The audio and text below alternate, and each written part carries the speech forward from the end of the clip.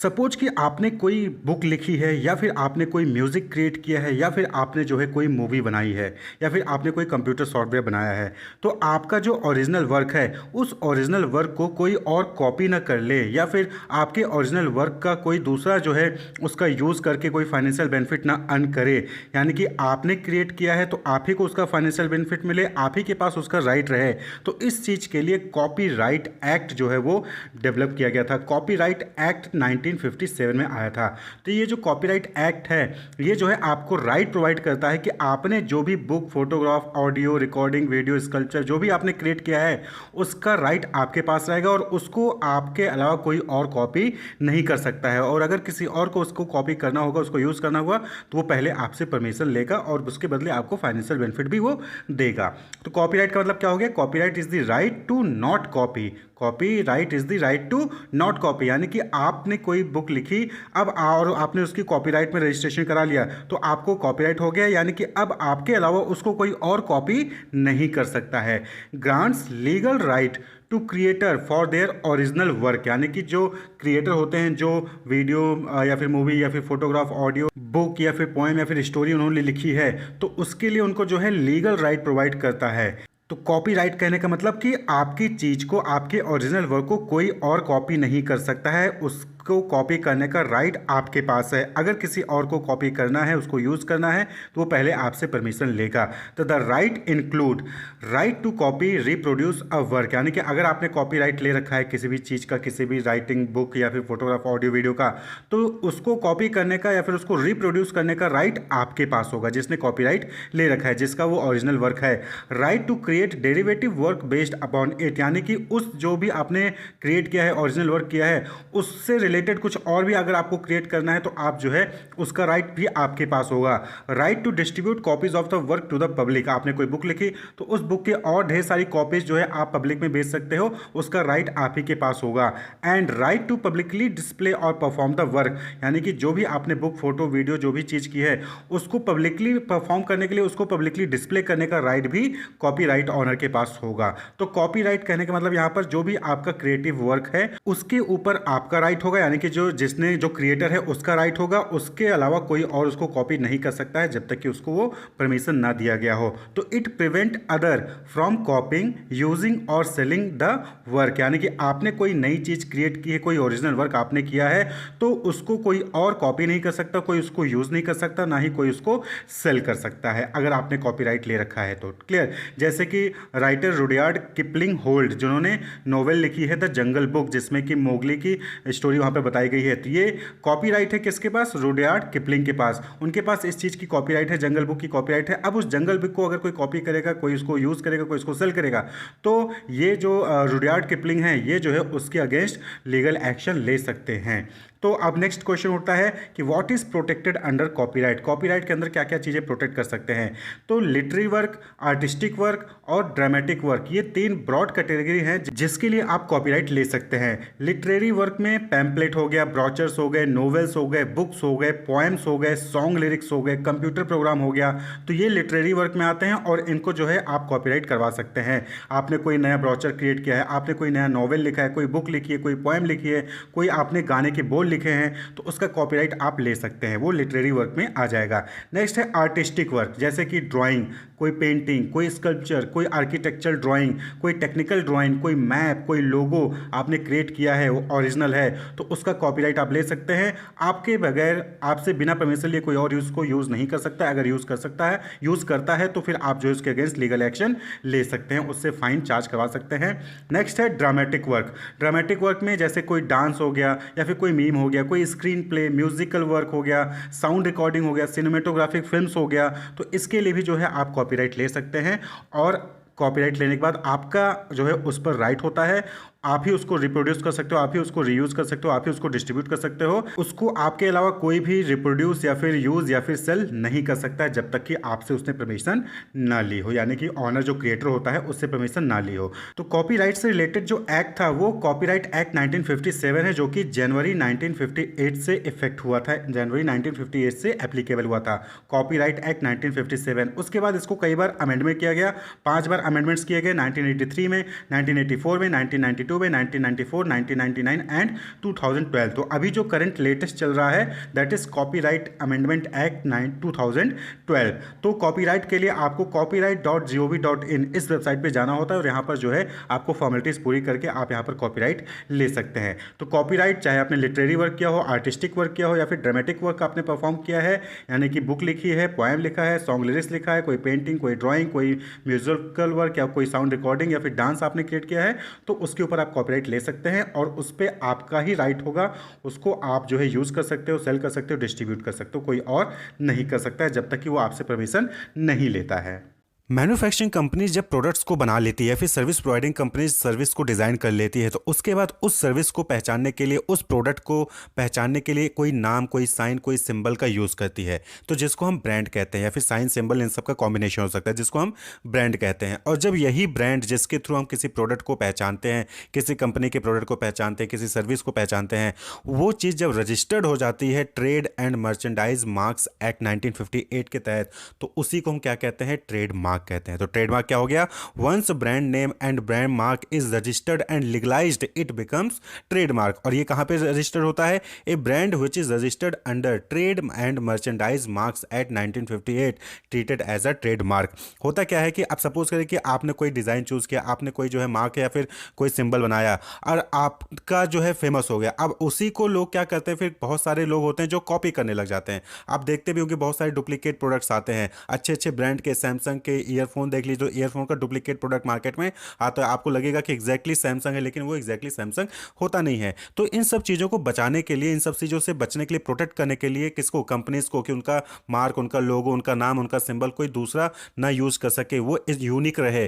तो इसके लिए क्या होता है? Trade and merchandise marks act 1958 के तहत ये सुविधा दी गई कि आप अपने मार्क को, अपने नाम को रजिस्टर कर लेंगे, तो उसका अगर कोई दूसरा जो है गलत यूज करता है, बिना आपकी परमिशन के यूज करता है, तो आप जो है उस पर लीगल एक्शन ले सकते हैं।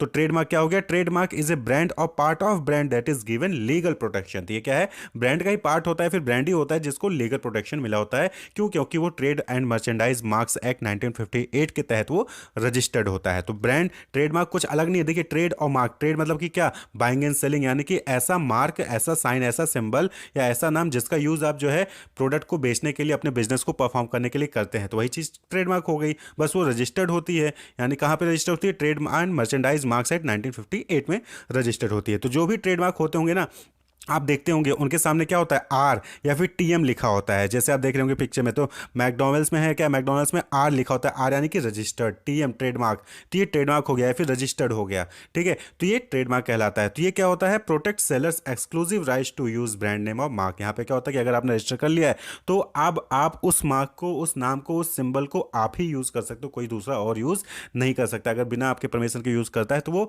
इलीगल होगा और उसके अगेंस्ट आप जो है एक्शन ले सकते हैं। तो ऑल ब्रांड नेम और marks can not be termed as trademark, यानी कि सभी ब्रांड नेम या फिर जो ब्रांड मार्क होते हैं उनको हम ट्रेडमार्क नहीं कहेंगे। क्यों? क्योंकि वो जरूरी नहीं है कि वो सभी के सभी रजिस्टर्ड हों। तो जो रजिस्टर्ड होंगे उस ट्रेडमार्क के एक्ट के अकॉर्डिंग वही ट्रेडमार्क कहलाएंगे, और जो है trade and merchandise marks act 1958 के तहत रजिस्टर नहीं होंगे उनको आप ट्रेडमार्क नहीं कहेंगे। तो ट्रेडमार्क क्या हो गया? A trademark is any word, name और सिंबल और combination of word, name, symbol that lets us identify the goods made by an individual, company और ऑर्गेनाइजेशन। तो ट्रेडमार्क यानी कि वो मार्क, वो चिन्ह जिससे कोई ऑर्गेनाइजेशन जो है, कोई कंपनी जो है वो ट्रेड कर रहा है, तो उससे उसको पहचाना जा सकता है। क्लियर? तो ये ट्रेडमार्क जो है वो वर्ड हो सकता है, नेम हो सकता है, सिंबल हो सकता है, या फिर इनका कॉम्बिनेशन हो सकता है, जिसका यूज करके हम किसी कंपनी या किसी ऑर्गेनाइजेशन को पहचान सकते हैं। Clear? A trademark helps in distinguishing similar product in the market from its competitor. एक ऑर्गेनाइजेशन मोबाइल बना रही है, दूसरा ऑर्गेनाइजेशन भी मोबाइल बना रहा है, तो अब दोनों मोबाइल को डिस्टिंग्विश करने के लिए ट्रेडमार्क का यूज वहां पर किया जा सकता है। क्लियर? जैसे कि ओप्पो का लोगो अलग है, वीवो का लोगो अलग है, एप्पल का लोगो अलग है। तो ये ट्रेडमार्क है जिनका यूज करके हम सिमिलर प्रोडक्ट्स में डिफ्रेंशिएट कर सकते हैं। तो जो ट्रेडमार्क का रजिस्ट्रेशन है वो मैंडेटरी नहीं है एज पर ट्रेडमार्क एक्ट 1999। ट्रेडमार्क एक्ट 1999 के तहत ट्रेडमार्क के लिए रजिस्ट्रेशन करवाना जरूरी नहीं है, लेकिन registration of trademark helps establish exclusive right over the mark, यानी कि जो लोग ट्रेडमार्क का रजिस्ट्रेशन करवा लेते हैं तो उससे उस मार्क पर उनका जो है एक्सक्लूसिव राइट हो जाता है, उस मार्क को कोई और यूज़ नहीं कर सकता है। तो इसलिए जो है यहाँ पर सजेस्ट किया जाता है कि ट्रेडमार्क का रजिस्ट्रेशन जरूर करवा लें। तो ट्रेडमार्क जो है उसको हम दो कैटेगरी में डिवाइड कर सकते हैं, conventional and non conventional. Conventional trademark का मतलब क्या हो गया कि जो कि जनरली होता चला आया है, जिन जिन चीज़ों का रजिस्ट्रेशन पहले ही होता रहा है वो कन्वेंशनल ट्रेडमार्क हो गया। और नॉन कन्वेंशनल ट्रेडमार्क यानी कि अब जो है नई नई चीज़ों का भी ट्रेडमार्क किया जा रहा है। तो कन्वेंशनल ट्रेडमार्क जैसे कि word, colour combination, label, logo, packaging, shape of goods, इन सब का जो है अभी तक हम जो है ट्रेडमार्क करते थे, लेकिन अब नॉन कन्वेंशनल चीज़ों का भी ट्रेडमार्क होने लगा है, जैसे कि साउंड मार्क, जैसे कि आईपीएल का जो म्यूजिक है, डायनेमिक मार्क, या फिर आप देखते होंगे इसके अलावा कुछ स्मेल्स होती हैं, खास स्मेल या फिर कोई खास टेस्ट होता है, उसका भी जो है अब ट्रेडमार्क होने लग गया है। तो ट्रेडमार्क जो है conventional and non conventional, conventional यानी कि जो पहले से ही जिसका ट्रेडमार्क होते चला आ रहा है वो कन्वेंशनल ट्रेडमार्क, और वहीं पर नॉन कन्वेंशनल जहां पर अब नई नई चीज़ों का भी जो है ट्रेडमार्क लिया जा रहा है। हालांकि अभी ये सभी जगह नहीं है, कुछ स्पेसिफिक कंट्रीज़ में जो है ऑल ओवर वर्ल्ड में कुछ कंट्रीज़ में अब जो है साउंड मार्क या फिर स्मेल या फिर टेस्ट का भी जो है वहाँ पर ट्रेडमार्क लिया जा रहा है।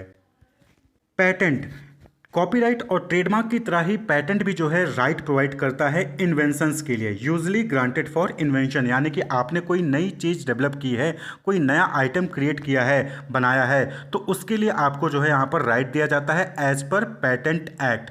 क्लियर? तो it protects the scientific invention, जैसे कि आपने कोई नया प्रोडक्ट बनाया या फिर कोई प्रोसेस आपने क्रिएट किया, तो उसको प्रोटेक्ट करने के लिए, उस पर राइट प्रोवाइड करने के लिए पैटेंट का यूज़ यहाँ पर किया जाता है। The government provide the exclusive right to exclude all other and prevent them for making, using, offering for sale, selling और importing the invention, यानी कि आपने या फिर किसी ऑर्गेनाइजेशन ने कोई नया प्रोडक्ट बनाया है, तो अगर आप उसका पेटेंट ले लेते हो तो इससे क्या होगा कि जो बाकी लोग हैं वो एक्सक्लूड हो जाएंगे, यानी कि बाकी लोग वो जो आपने प्रोडक्ट बनाया है ना ही उसको यूज़ कर सकते हैं, ना ही उसको बना सकते हैं, ना ही उसको सेल करने के लिए ऑफर कर सकते हैं, और ना ही उसको जो है इंपोर्ट करेंगे। क्लियर? तो ये पैटेंट होता है। तो पैटेंट खासकर आपने कुछ नया चीज़ बनाया है, कोई नया प्रोसेस डेवलप किया है, तो उसके लिए यहाँ पर मिलता है। जैसे कि न्यूटन ने देखा कि जो सेब है वो पेड़ से नीचे गिर रहा है और उन्होंने ग्रेविटी को डिस्कवर किया, तो ये पैटेंट नहीं है, इसके लिए आपको पैटेंट नहीं मिलेगा क्योंकि ये डिस्कवरी है। यहाँ पर पैटेंट किसके लिए मिलता है? इन्वेंशन के लिए। जैसे कि जो अलेक्जेंडर ग्राहम बेल हैं, उन्होंने टेलीफोन का आविष्कार किया, उन्होंने टेलीफोन इन्वेंट किया, उन्होंने टेलीफोन बनाया, तो इसके लिए उनको जो है पैटेंट वहाँ पर दिया गया। क्लियर? तो डिस्कवरी के लिए जो है पैटेंट नहीं मिलता है, लेकिन हाँ अगर आपने कुछ नया प्रोडक्ट बनाया है, नया प्रोसेस डेवलप किया है, तो उसके लिए आपको पैटेंट मिलेगा। पैटेंट मिलने पर आपके अलावा उस प्रोडक्ट को कोई और नहीं बना सकता है, ना ही कोई उसको यूज़ कर सकता है, ना ही उसको कोई सेल करेगा।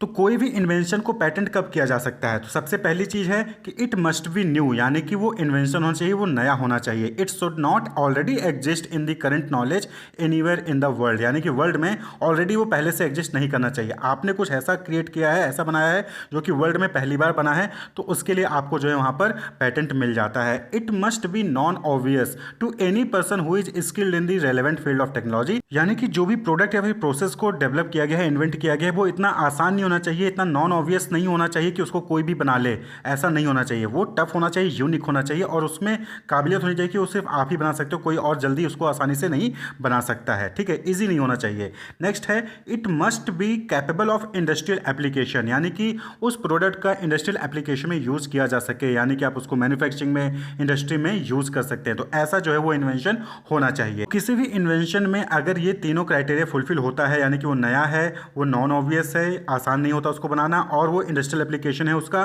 तो वो उसको पैटेंट वहाँ पर गवर्नमेंट जो है प्रोवाइड कर देती है। अब बात कर लें कि क्या चीज़ पैटेंट नहीं करा सकते हैं, what can not be patented, किसके लिए आपको पैटेंट नहीं मिलेगा। तो साइंटिफिक प्रिंसिपल्स हैं मेथड ऑफ एग्रीकल्चर और horticulture, method of treatment, traditional knowledge, incremental invention without increase in efficacy, and invention related to atomic energy are some of the invention not patentable under section 3 and 4 of the patent act 1970। यानी कि patent act 1970 के तहत section 3 और section 4 में बताया गया है कि कुछ चीज़ें हैं जिसके लिए आपको पैटेंट नहीं दिया जा सकता। आप सपोज कि आप मेथड ऑफ एग्रीकल्चर के लिए पैटेंट लेने चले गए, तो वहाँ पर आपको जो है 20 साल तक अगर पैटेंट दे दिया गया तो उस मेथड को कोई और यूज़ यूज़ ही नहीं कर पाएगा। तो भाई अगर आपने वो मेथड डिस्कवर किया है, इन्वेंट किया है, तो वो मेथड जो है सभी के लिए होना चाहिए, जिससे कि सब लोग उसको यूज़ करके ज़्यादा क्रॉप जो है वहाँ पर ग्रो करें। तो ऐसी चीज़ों के लिए, यानी कि कुछ ऐसी चीज़ें हैं जिसके लिए आपको पेटेंट नहीं मिलेगा, जो कि सोशल वेलफेयर के लिए, खासकर ऐसा चीज़ जो कि सोशल वेलफेयर के लिए है, या फिर उससे जो है सोसाइटी का डेवलपमेंट हो रहा है, तो उस पर जल्दी से आसानी से आपको पेटेंट नहीं मिलता है। नॉर्मली जब कोई पेटेंट ले लेता है तो उसको जो है 20 ईयर्स के लिए राइट्स वहाँ पर मिल जाते हैं। A patent grants exclusive right to the inventor for a period of 20 years. किसी भी इन्वेंशन के लिए आपको पेटेंट मिल गया तो 20 साल तक आपका उस पर जो है राइट रहेगा। इन्वेंटर ही उसको जो है क्रिएट करेगा, उसको जो है डेवलप करेगा, उसको यूज़ करेगा। कोई और जो है उसको ना ही सेल कर सकता है, ना ही बना सकता है। क्लियर? तो पेटेंट के लिए जो है आपको ipindia.gov.in की वेबसाइट पर ही जाना होता है, और यहाँ पर जो है आप जाकर आप पेटेंट के लिए अप्लाई कर सकते हैं, और ट्रेडमार्क के लिए भी जो है आपको इसी वेबसाइट पर जाना होता है। तो अगर हम यहाँ पर देखें तो जो ट्रेडमार्क है और जो पेटेंट है, ये दोनों क्या हैं? ये इंडस्ट्रियल एप्लीकेशन के लिए हैं, ठीक है, ये इंडस्ट्रियल प्रॉपर्टी होती है। वहीं पर जो कॉपीराइट है वो किससे रिलेटेड है? वो आपने कोई बुक लिखी, आर्टिस्टिक वर्क किया है, ड्रामेटिक वर्क किया है, या फिर लिटरेरी वर्क परफॉर्म किया है, तो वहाँ पर आपको कॉपीराइट जो है वहाँ पर मिलता है। बाकी जो ट्रेडमार्क है और पेटेंट है, डिज़ाइन है, ये इंडस्ट्रियल प्रॉपर्टी होती है। तो होप आपको क्लियर होगा कि कॉपीराइट, ट्रेडमार्क और पेटेंट क्या होता है। Wish you all the best, keep watching.